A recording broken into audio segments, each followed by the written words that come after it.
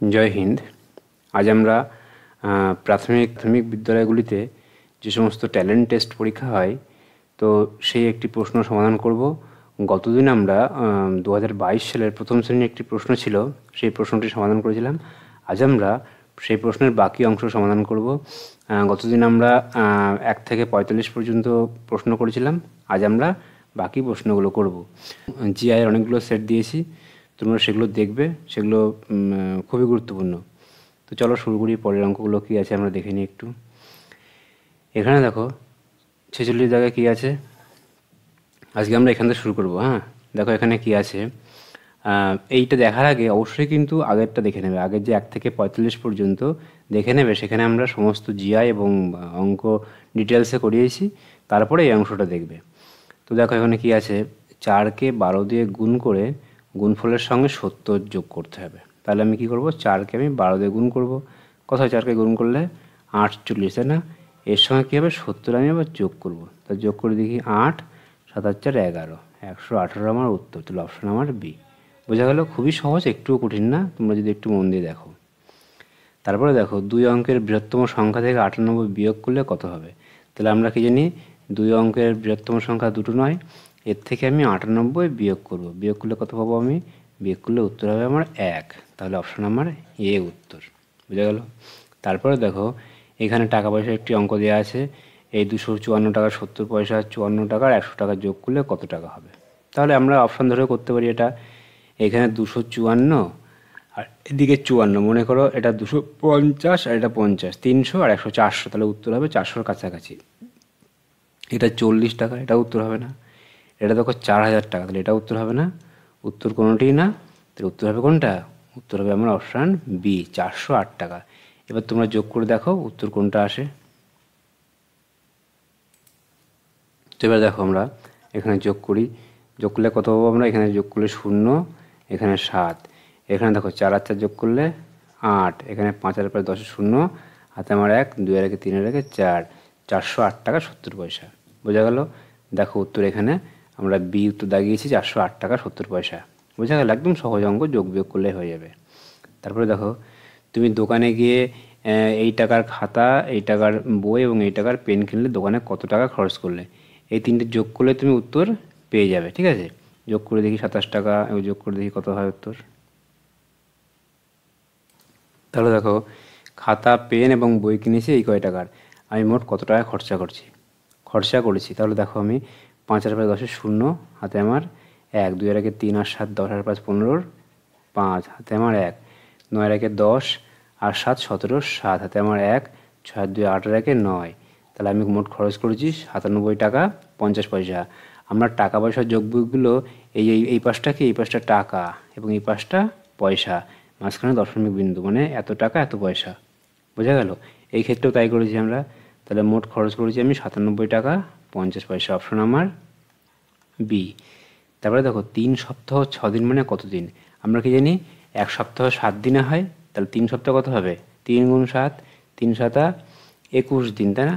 21 দিন, আর সঙ্গে কত দিন আছে? 6 দিন না? 21 যোগ 6 কত হয়? 27 দিন, তাই না? 27 দিন উত্তর আমার অপশন ডি উত্তর, 27 দিন। বোঝা গেল? তাহলে আমরা এতগুলো কী করলাম, টোটাল অঙ্কটা করলাম 50 পর্যন্ত। প্রথমে ছিল জিআই, তারপরে ছিল অঙ্ক।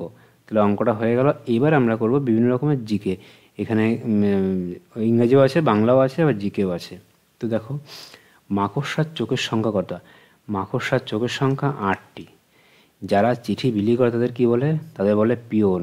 পোস্ট অফিসে যারা চিঠি বিলি, পোস্ট অফিস থেকে যারা চিঠি এনে প্রত্যেকের বাড়িতে দিয়ে আসে, তাদের কি বলা হয়? তাদের বলা হয় পিওন। তারপরে দেখো কুইনাইন কোন রোগের ব্যবহৃত হয়?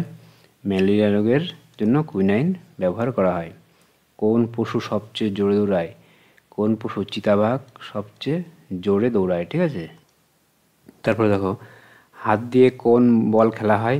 ভলিবল হাত দিয়ে খেলা হয়। দেখো এরকম করে খেলে না, তাহলে ভলিবল হাত দিয়ে খেলা হয়। ফুটবলের রাজাকে? ফুটবলের রাজা প্লে। ঠিক আছে, প্লেকে ফুটবলের রাজা বলা হয়। তো কোন পাখির মাথায় ঝুঁটি আছে?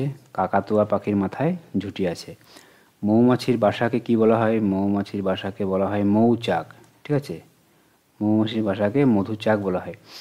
বাংলা বছরের সপ্তম মাস কোনটি? আমরা জানি কি বাংলা বছরের শুরু কোনটা? বৈশাখ এবং শেষ চৈত্র। তাহলে বৈশাখ, জ্যৈষ্ঠ, আষাঢ়, শ্রাবণ, ভাদ্র, আশ্বিন, কার্তিক। তাহলে কার্তিক মাস বাংলা বছরের 7ম মাস। কত দিনে এক পক্ষ হয়? আমরা প্রত্যেকে জানি 15 দিনে এক পক্ষ হয়। কোন পাখি মানুষের মতো হাঁটতে পারে? পেঙ্গুইন পাখি মানুষের মতো হাঁটতে পারে। বুঝা গেল? তারপরে দেখো, কলকাতা কর্পোরেশনের প্রথম মেয়র কে ছিলেন? মেয়র ছিলেন দেশবন্ধু চিত্তরঞ্জন দাস। ঠিক আছে, কলকাতা কর্পোরেশনের প্রথম মেয়র ছিলেন। তারপরে দেখো, কলকাতায় প্রথম পাতাল রেল কবে চালু হয়? 1984 সালে 24 অক্টোবর। খুব গুরুত্বপূর্ণ প্রশ্ন, বারবার পরীক্ষায় আসে। 1984 সালের 24 অক্টোবর কলকাতায় পাতাল রেল প্রথম চালু হয়। তারপরে দেখো, দ্বিতীয় হুগলি সেতুর বর্তমান নাম কি? বর্তমান নাম বিদ্যাসাগর সেতু। ঠিক আছে, দ্বিতীয় হুগলি সেতুর বর্তমান নাম বিদ্যাসাগর সেতু। এখানে একটি প্রশ্ন ভুল ছিল, সেটা ঠিক করে দিয়েছি। মানুষের দেহে হাড় সংখ্যা কত? হাড় সংখ্যা 105 নয়, 206টি মানুষের দেহে হাড় সংখ্যা। ঠিক আছে, মনে থাকবে, 206টি মানুষের দেহে হাড় সংখ্যা। মহাজ্যোতি সদন কে প্রতিষ্ঠা করেন? সুভাষচন্দ্র বসু মহাজ্যোতি সদন প্রতিষ্ঠা করেন। তারপরে দেখো, রানী রাসমণি জন্মগ্রহণ করেন কত সালে? 1793 সালে। মহেঞ্জোদারো আবিষ্কার করেন কে? রাখালদাস বন্দ্যোপাধ্যায় মহেঞ্জোদারো সভ্যতা আবিষ্কার করেন। তারপরে দেখো, সুরেন্দ্রনাথ বন্দ্যোপাধ্যায়ের খেতাবি নাম কি? রাষ্ট্রগুরু। ঠিক আছে, রাষ্ট্রগুরু সুরেন্দ্রনাথ বন্দ্যোপাধ্যায়। সৈয়দ মুজতবা আলীর ছদ্মনাম কি? সত্যপীর। ঠিক আছে, আরও অনেক ছদ্মনাম আছে, তার মধ্যে একটি কি? সত্যপীর সৈয়দ মুজতবা আলীর ছদ্মনাম। তারপরে দেখো এখানে কি আছে,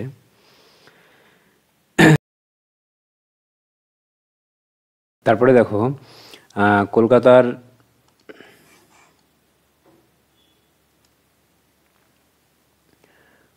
উচ্চতম অট্টালিকা কোনটি?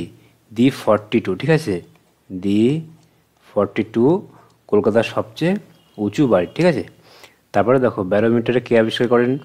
ব্যারোমিটার আবিষ্কার করেন টরিসেলি। টরিসেলি কী আবিষ্কার করে? ব্যারোমিটার। গ্যালিলিও কে আবিষ্কার করে? দূরবীন। ঠিক আছে, গুটেনবার্গ ছাপাখানা আবিষ্কার করে। হ্যাঁ, আর নিউটন মধ্যাকর্ষণ সূত্র। তাহলে নিউটন মধ্যাকর্ষণ সূত্র, গুটেনবার্গ ছাপাখানা, গ্যালিলিও দূরবীন, টরিসেলি ব্যারোমিটার আবিষ্কার করেন। তারপরে দেখো, কোন পাখি বৃষ্টির জল পান করে? চাতক পাখি বৃষ্টির জল পান করে। বোঝা গেল? তারপরে দেখো, কোন প্রাণীর নাক ও চোখ দিয়ে নিঃশ্বাস ত্যাগ করে? হরিণ নাক এবং চোখ দিয়ে নিঃশ্বাস ত্যাগ করে। তারপরে প্রশ্ন দেখো, মধ্যপ্রদেশের রাজধানী কোনটি? মধ্যপ্রদেশের রাজধানী কি? ভোপাল। ঠিক আছে, মধ্যপ্রদেশের রাজধানী ভোপাল। তারপরে দেখো, আলিপুর চিড়িয়াখানা কবে প্রতিষ্ঠিত হয়? 1876 সালে। ঠিক আছে, 1876 সালে প্রতিষ্ঠিত হয়। 1876 সালে 1 জানুয়ারি। ঠিক আছে, 1 জানুয়ারি 1876 সালের 1 জানুয়ারি প্রতিষ্ঠিত হয়। তারপরে দেখো, কলকাতা শহরের জন্ম কত সালে? 1690 সালে কলকাতা শহরের জন্ম। হ্যাঁ, তারপরে দেখো, নিম্নলিখিত কোন জেলায় গেলে আমরা পাহাড় দেখতে পাবো? পাহাড় দেখতে পাবো পুরুলিয়া জেলায় গেলে আমরা পাহাড় দেখতে পাবো। ঠিক আছে, পুরুলিয়া জেলায় প্রচুর পাহাড় আছে। কোন জেলায় গেলে আমরা সমুদ্র দেখতে পাবো? সমুদ্র দেখতে পাবো আমরা দক্ষিণ 24 পরগনা জেলায় গেলে আমরা সমুদ্র দেখতে পাবো।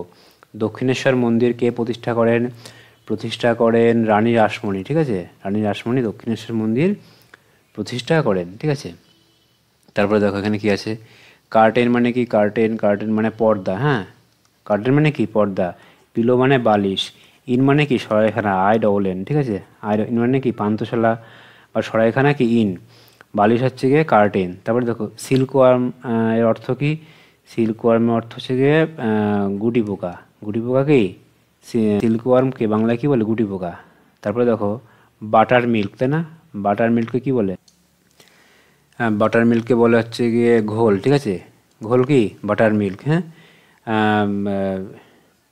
দই কার্ড, দই নয়, বাটার মিল্ককে কি বলে? ঘোল বলে। ঠিক আছে, বাংলায়। ফিন মানে কি? ফিন মানে মাছের পাখনাকে কি বলা হয়? ফিন। মনে থাকবে। টেল মানে গরুর লেজ। তারপরে প মানে থাবা, PAW। প মানে কি? পশুর থাবা। তারপর হচ্ছে কি বিক মানে কি? ঠোঁট। তারপর পাখির ঠোঁট বিক, গরুর লেজ টেইল। হাম মানে কি? হাম মানে হচ্ছে কুজ। হাম মানে কি? মনে থাকবে, হাম মানে কুজ। হর্ন মানে কি? হর্ন মানে শিং। মনে থাকবে, হর্ন মানে কি?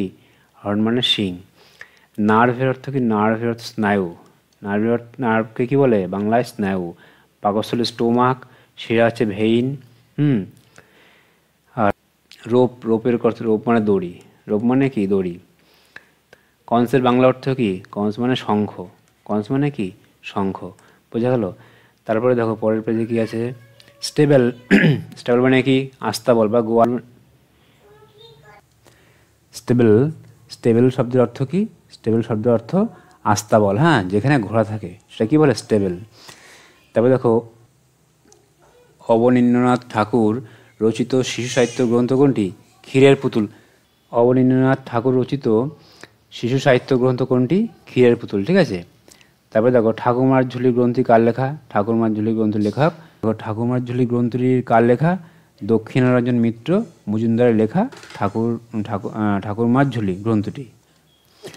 তারপরে দেখো হর্ষবর্ধন ও গোবর্ধন চরিত্রটি কার সৃষ্টি? শিবরাম চক্রবর্তীর সৃষ্টি হর্ষবর্ধন ও গোবর্ধন, ঠিক আছে। তারপরে দেখো ডাক পাড়ে ও ভাত আনো বড় বউ, ঠিক আছে, এটা বইয়ের থেকে নেওয়া হয়েছে। তারপরে দেখো ছায়ার ঘোমটা মুখে টানি আছে আমাদের পাড়াখানে, এটা আমাদের হবে, এখানটা কি হবে? আমাদের হবে। এখানে কি হবে? এখানে ভাত হবে। তারপরে দেখো রবীন্দ্রনাথ ঠাকুরের জন্মস্থান কোথায়? কলকাতায়, ঠিক আছে, কলকাতার জোড়াসাঁকোতে রবীন্দ্রনাথ ঠাকুরের জন্মগ্রহণ হয়। তারপর বাঁধনহারা গ্রন্থটি কার লেখা? কাজী নজরুল ইসলামের লেখা বাঁধনহারা গ্রন্থটি। তারপরে দেখো আলালের ঘরের দুলাল গ্রন্থটি লেখককে? লেখক প্যারীচাঁদ মিত্র। লেখককে? লেখক প্যারীচাঁদ মিত্র, আলালের ঘরের দুলাল। তারপরে দেখো গোয়েন্দা ফেলুদা চরিত্রটির কার সৃষ্টি? সত্যজিৎ রায়ের সৃষ্টি গোয়েন্দা ফেলুদা। ফাঁকা স্থানে উপযুক্ত যুক্তাক্ষর বসাও, তাহলে কি হবে? প লয় লয় ব। পল্লব মানে কি? ওই পল্লব যে ফুলের পাতার অগ্রভাগটা কি বলে? পল্লব কোনটি? পল্লব পাতার অগ্রভাগকে পল্লব বলে, ঠিক আছে। তাহলে আজ আমরা 2022 সালের প্রথম শ্রেণীর প্রশ্নটা করলাম। শুধু প্রথম শ্রেণী না, দ্বিতীয়, তৃতীয়, চতুর্থ প্রত্যেক শ্রেণীর বাচ্চারাই ক্লাসটা মন দিয়ে দেখবে, পরীক্ষার জন্য খুবই গুরুত্বপূর্ণ। যাই হোক, পরের ক্লাসে দেখা হবে। প্রত্যেকে ভালো থাকবে। জয় হিন্দ।